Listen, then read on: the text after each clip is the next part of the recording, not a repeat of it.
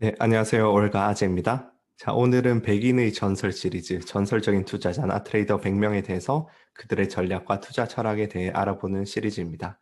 오늘의 트레이더는 마이클 마커스입니다. 오늘도 마찬가지로 시장의 마법사들 책을 참조했고요. 소개와 생애 등의 스토리는 간단히 하겠습니다. 이 백인의 전설 시리즈의 목표는 시청자 여러분 본인의 투자 철학과 매매 전략을 확립해 나가는 것이니 대가 한 명당 두세 개 정도의 교훈을 얻는 걸 목표로 한다 생각하고 가볍게 들어주시면 되겠습니다. 마이클 마커스는 10년간 무려 27만 퍼센트의 수익을 낸 트레이더예요. 3만 달러를 8천만 달러로 만들었죠. 1969년도에 존스 홉킨스를 졸업했고 원래는 심리학 박사 과정을 갈 예정이었어요. 그런데 졸업 직후에 존이란 친구를 만나죠. 만난 지 얼마 되지도 않은 친구가 2주마다 돈을 2배씩 불릴 수 있다는 말을 하니까 그걸 고지고대로 믿고 함께 매매를 하러 갑니다. 존스 홉킨스에서 엄청 공부벌이었다고 하는데 아주 순진한 청년이었던 것 같아요. 그 시장의 마법사 책에서 인터뷰에 이렇게 존을 묘사해요. 그는 매우 뚱뚱했고 두껍고 흐릿한 안경을 쓰고 있었죠. 마커스는 이 존을 주당 30달러의 어드바이저로 고용합니다. 무료로 감자칩과 콜라도 제공하는 조건으로요. 당시에 꽤 큰 돈인 1000달러를 넣고 둘이서 했는데 결국은 들어가는 매매마다 말아먹죠. 그래서 존을 해고합니다. 그러자 존이 넌 평생의 실수를 하는 거야. 난 버뮤다로 가서 접시다과 시드머니를 모은 후 100만 장자가 될 거야. 그렇게 말하고 사라졌다고 해요. 존이 뒤에 어떻게 되었는지는 나오지 않습니다. 저도 궁금했는데. 그 후에 마이클 마커스는 혼자 500달러를 모아서 또 들어가지만 또 깡그리 날려버리고 말죠. 그러고 나서도 정신을 못 차리고 아버지가 돌아가시면서 생명보험으로 남긴 3000달러까지 어머니의 반대에도 불구하고 현금화합니다. 이 정도면 뭐 그래도 일말의 양심은 있었는지 공부를 시작하고 옥수수 선물 매수했는데 병충해가 생기면서 작황이 안 좋아서 옥수수 가격이 폭등하는 바람에 3만 달러를 만듭니다. 그러고 나서 가을에 박사를 시작했는데 공부가 손에 잡히질 않죠. 학부 때는 아주 모범생이었는데 결국 때려치고 뉴욕에 가서 백수 생활합니다. 사람들이 직업이 뭐냐 물으면 인베스터, 투자자라고 거드름을 피우며 살죠. 그러다가 봄이 되어서 다시 병충해 소문이 돌아요. 야, 이거 3천에서 3만 만들었는데 30만 만들겠다 싶어서 어머니께 2만 달러까지 빌려서 옥수수에 몰빵하죠. 그러나 결과는 처참했습니다. 당시 월스트리트 저널에서 중서부 옥수수밭보다 시카고 거래소 내에 더 많은 병충해가 있다 라는 제목의 기사가 나오면서 옥수수 시장은 폭락해버리고 맙니다. 결국 그는 구직 활동을 시작하죠. 이거 뭔가 익숙한 스토리 같 회사에서 벌고 개인 투자로 말아먹고 저도 20대 중반에 FX 했던 게 좀 생각나기도 하네요. 마커스는 하향 지원을 했는데도 번번이 탈락해요. 결국은 머릿속에 트레이딩 할 생각만 가득 차 있어서 본인 스스로도 일반 직업에 관심이 없었던 거죠. 결국 상품의 동향을 연구하는 애널리스트 자리에 취직했는데 애널리스트는 매매가 금지되어 있어서 창 너머로 브로커들이 매매하는 것을 고통스럽게 구경만 했다 해요. 그래서 결국 규정 위반하고 몰래 계좌 열어서 매매합니다. 브로커와 암호까지 만들어서 회사 몰래 했으나 지속적인 손실만 내요. 깊은 우울증에 빠지고 고문받는 느낌이 들었다 해요. 그러다 또 다른 전설적인 트레이더 에드 세이코타를 만나면서 그의 인생은 반등합니다. 만나고 나서도 한동안은 계속 손실이었는데 에드에게서 참을성을 배웠다 해요. 추세 추종 매매를 했는데 기회가 올 때까지 기다리는 걸 배우고 이기고 있는 매매를 놔둘 줄 알게 된 거죠. 그때부터 승승장구하기 시작합니다. 그 뒤로는 별다른 내용은 없어요. 그러니까 생애는 이 정도 하고 잠시 제 내피셜로 첨언을 좀 하고 넘어가겠습니다. 책에서 이렇게 말해요. 상황이 명백히 정의될 때까지 기다리는 충분한 참을성이 없었던 것 같아요. 책에서는 그냥 이렇게 말하고 넘어가는데 마커스에게서 배울 교훈 딱 한 가지를 짚자면 저는 사실 이 문장 하나라고 생각해요. 개인이 기관보다 나은 거의 유일한 이점은 좋은 기회를 기다릴 수 있다는 것이거든요. 워렌 버핏도 시장은 계속해서 공을 던져야 하지만 우리는 무한히 공을 고를 수 있는 타자다. 라고 말했던 것으로 기억해요. 만약에 아무런 정보 없이 무작위로 시장에 베팅한다고 가정해 봅시다. 그러면 이길 확률 50%고 질 확률 50%죠. 하지만 증권사가 가져가는 수수료를 빼면 결국 승률이 50% 미만이니까 이걸 반복하면 확실하게 손실을 보겠죠. 다시 말해서 별다른 좋은 기회가 없을 때는 투자나 매매를 하지 않을 자신이 있는 사람이 투자와 매매에서 장기적으로 승리한다는 것입니다. 장기 투자와 단타 매매에서의 인내심이란 개념을 각각 한번 알아보죠. 주식에 장기 투자를 하신다고 하면 본질적으로는 사업을 하신다고 생각하시면 돼요. 이 세상에 금융시장이 없다고 가정하면 부자 될 방법이 뭐가 있겠어요? 사업밖에 없겠죠. 고용주가 되는 것. 주식이라는 것은 그 사업의 지분이죠. 사업을 잘게 나눠 놓은 것. 그러니까 주식에 장기 투자하실 분은 사업한다는 마인드로 하시면 패가망신할 일은 없어요. 사업을 한다고 생각하면 좋은 사업 아이템도 없는데 무작정 사업하고 싶어서 안달이 날까요? 아니겠죠. 그런데 왜 주식을 하면 좋은 사업에 대한 아이디어나 전망도 없는데 뭔가를 사지 못해 안달일까요? 마찬가지로 사업을 한다고 생각하면 풍문으로 사업에 뛰어들던가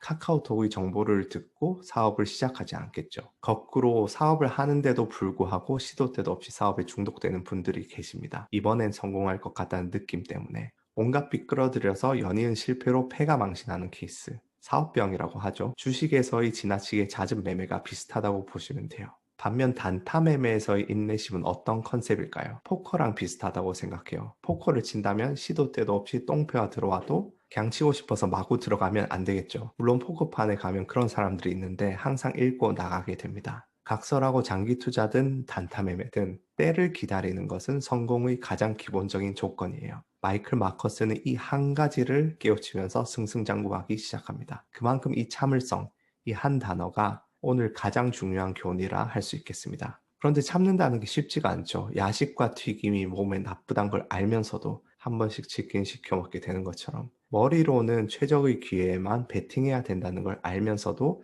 계좌에 돈이 들어있고 차트 보고 있으면 나도 모르게 손이 나가게 됩니다. 마커스 기준에서 가장 훌륭한 매매는 기본적 분석, 기술적 분석, 시장 분위기 이 3박자가 갖춰졌을 때라고 하는데 마커스에게 이런 때만을 기다리냐 물어봤더니 자기도 아니래요. 자기도 트레이딩을 너무 즐기기 때문에 자기 기준보다도 매매하는 쾌락을 즐겼다고 합니다. 띠용. 그런데도 어떻게 성공했느냐? 평소에는 그냥 똔똔 치듯이 작게 매매하는 거죠. 그러다가 모든 기준, 3박자를 만족하는 상황이 오면 평소 크기 5, 6배를 질러버리는 겁니다. 이건 제가 이전에 투자 문제집에서도 말씀드렸던 레버리지 관리, 포지션 사이즈 관리와 일맥상통하죠. 승률이 50% 반반이라도 이길 확률이 높을 때는 많이 베팅한다면 전반적으로 수익을 낼 수 있다는 것. 그래서 도저히 매매를 참을 의지력이 없다.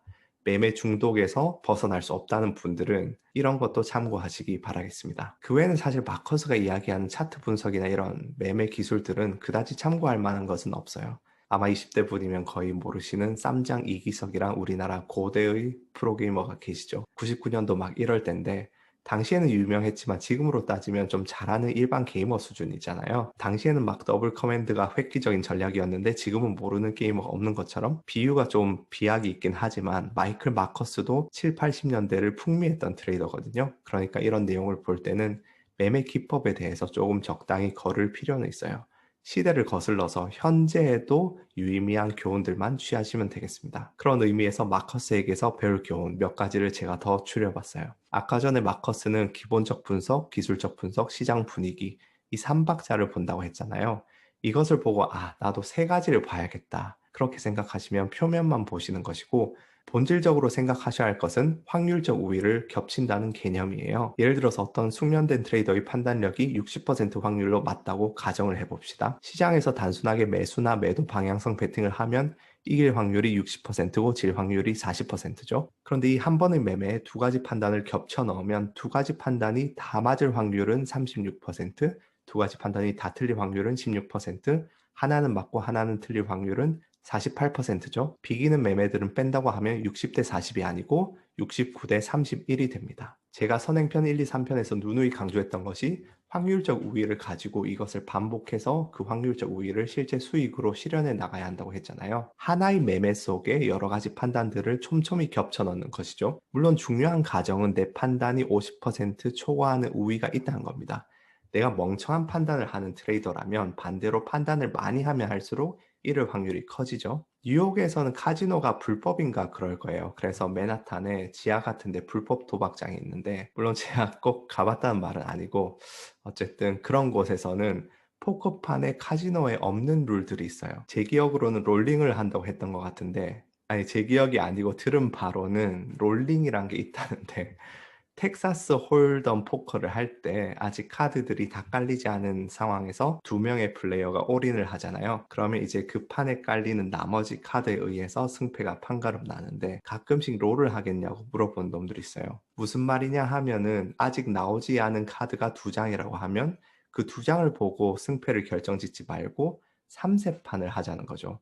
두 장을 이렇게 세 번 깔아보고 한쪽이 셋 다 이기면 다 가져가고 셋 중 두 판 이기면 3분의 2 가져가고 그런 식으로 하는 거죠. 그걸 물어봤을 때 어떤 선택을 해야 할까요? 답은 간단합니다. 내가 확률적으로 지고 있을 때는 거절해야 되고 확률적으로 이기고 있을 때는 수락해야 돼요. 확률적으로 이기고 있을수록 여러 번의 시행에 나눠버리면 누적으로 이길 확률이 올라갑니다. 그것과 마찬가지 원리입니다. 아마 포커를 치시는 분들은 이해하실 거고 안 치는 분들께는 생소한 예시일 수도 있는데 굳이 모르셔도 되고요. 어찌되었든 요약하면 한 가지 판단은 내가 얼마나 리서치를 했는지, 얼마나 통찰력이 있는 판단을 했는지에 따라 52%, 55%, 58% 확률로 맞을 수도 있고 틀릴 수도 있는데 그런 판단들을 반복 시행하면 완전히 실패할 확률이 많이 낮아집니다. 예를 들어서 이번에 바이든 부양책이 통과되면 자산 시장이 더 상승할 것이라는 판단 한 가지를 합니다. 그리고 주식 시장은 이미 많이 오른 상태라는 판단.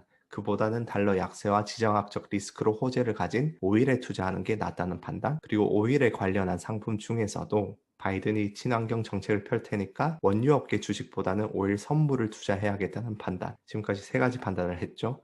거기다가 뭐 진입 포인트는 차트 분석을 통해서 판단. 그러면 네 가지. 이렇게 많은 판단들을 촘촘히 겹쳐서 넣으면 그 판단들이 50%가 넘는 승률을 가진 판단들이라면 완전히 실패할 확률이 비약적으로 낮아집니다. 그 외에 마커스에게서 얻을 수 있는 중요한 파트. 세상은 야가 빠졌다는 점을 항상 인식하고 늘 자신에게 이와 같은 생각으로 시장에 참여할 사람이 몇 명이나 있지 하고 질문해 봐야 해요. 시장 참여자들의 심리를 읽는 것을 이야기합니다. 마커스가 이야기한 것과 조금은 결이 다른데 어떤 게 도움이 되실 거냐 하면 초보에서 점점 매매에 숙련되어 가면서 과거 초보 때의 나라면 여기서 어떻게 했을까?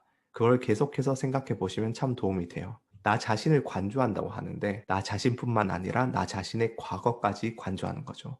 그게 연습이 많이 되면 매매에 상당히 도움이 될 때가 많습니다. 마지막으로 마커스는 균형 있는 생활을 강조해요. 성공한 트레이더들 대다수가 매매 외의 여가를 즐길 줄 안다고 언급합니다. 그렇지 않으면 과도하게 매매에 집착하고 일시적 실패에 지나치게 괴로워한다고 합니다. 대부분의 분야에서 성공은 실패를 동반하지 않습니다. 실패를 전제를 하죠. 여러 실패 끝에 교훈을 얻고 성장해서 성공을 하는 게 다른 분야들에서 관찰이 되는데 트레이딩이 그런 분야와 다른 점은 아무리 뛰어난 트레이더라도 항상 실패를 안고 살아가야 하는 직종이라는 것. 뛰어난 트레이더라고 해서 100% 승률을 가질 수는 없죠. 80%, 70%는커녕 60%를 가지기도 힘들어요. 55%, 58% 그런 승률을 가지고 수익을 냈다가 손실을 냈다가를 반복하면서 수익을 조금씩 조금씩 더 내면서 계좌를 불려가는 게 트레이딩이기 때문에 다른 분야처럼 실패가 과거에만 존재하는 게 아니라 언제나 동반자처럼 그림자처럼 따라다닌다. 그렇기 때문에 매매가 삶 그 자체라면 그런 실패에 지나치게 괴로워하게 된다는 거죠. 이런 맥락에서 마커스는 연속해서 손실 보는 상황에는 매매를 중단하고 몇 주 쉴 줄 아는 것이 본인의 성공 비결이라 해요. 대다수의 사람들은 땄을 때 매매를 쉬고 술 마시고 파티를 하고 돌아오지만 손실 볼 때는 좀처럼 매매를 멈추지 못합니다. 손실 낸 걸 생각하면서 계속 월요일을 기다리죠. 그 외에 몇 가지 마커스가 언급한 것들을 이야기하면 진입할 때 손절 포인트 미리 설정하는 것. 이건 폴 튜더 존스도 강조했죠. 그리고 또 트레이더로서 자신의 생각을 추구하라는 것. 남의 말을 들으면 그 사람이 아무리 훌륭한 트레이더라도 그 사람의 약점과 내 약점이 뒤섞여서 오히려 더 나쁜 매매를 하게 된다고 해요. 제가 리딩방에서 손실을 볼 수밖에 없는 이유를 다룬 영상이 있어요. 거기서도 언급하지만 남의 말에 따라서 투자나 매매를 하면 꼭 그 사람이 고점일 때, 그 사람이 잘 나갈 때, 그 사람의 말을 듣기 시작하고 그 사람이 바닥일 때, 그 사람의 말을 그만 듣게 돼요. 그러면 고점에 들어가서 바닥에서 나오는 거죠. 최악이죠. 그 맥락이 아닐까 싶습니다. 그래서 오늘 마이클 마커스를 다뤘는데요. 얻을 수 있는 교훈들을 요약해보면 첫 번째, 매매하지 않을 참을성. 두 번째, 매매를 참을 인내가 부족하면 최소한 최적이 아닐 때는 작은 베팅, 최적일 때는 큰 베팅을 할 것. 세 번째, 기본적 분석, 기술적 분석, 시장 분위기의 삼박자. 좀 더 일반화를 시켜보자면 확률적 우위 여러 가지를 한 가지 매매에 겹쳐 넣는 것. 네 번째, 시장의 심리 읽기. 초보였던 시절에 나는 이 상황에 어떻게 행동했을까 생각해보고 반면교사 삼는 것. 다섯 번째, 균형 있는 생활, 과도하게 매매에 집착하지 말기. 여섯 번째, 진입 시 반드시 손절 포인트 설정. 일곱 번째, 자신의 생각을 추구할 것. 그렇게 오늘 마이클 마커스에 대해 다뤘습니다. 도움이 되셨길 바라겠습니다. 감사합니다.